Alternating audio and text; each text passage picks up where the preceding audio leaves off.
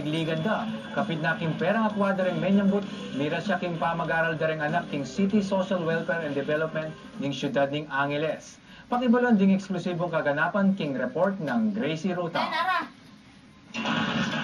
Agyang bulan na ning Enero, Paskong-Pasko pa murin kaning Metro Amor king siyudad Angeles.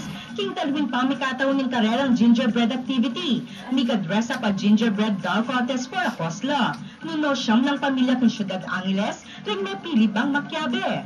Part of really sharing the cheers to our kids and the kids at heart ay yung tinatawag nga po natin pagbibigay din po natin ng ligaya sa mga less fortunate kids. Makimiyayali wang tema na ring balang gingerbread doll. Ating baker ang makiburner ang pang-oven.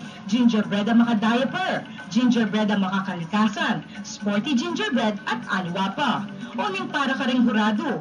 In gingerbread ay ni Ayala Santa Claus in Peka Masanting. Uli ning detalyadong pangagawado gamit ng miyayaliwang kulay ng sequence ng Pamilya Spillers. Matula na rin Pamilya Spillers si uli Pogi. na ₱1,000 sa gift card sa tinggapda. Magkano? Asaupla pa ka rin daycare students ng City Social Welfare and Development Office ng syudad. It's very good that half of the winnings will be given to charity because as we know it's Christmas season and the children need it more than we do. Alam naman natin na yung government hindi talaga mai-provide ng adequately yung mga pangangailangan ng ating mga bata.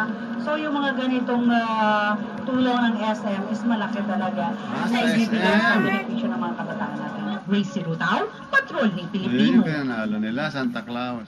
O, yan lang. Sige na.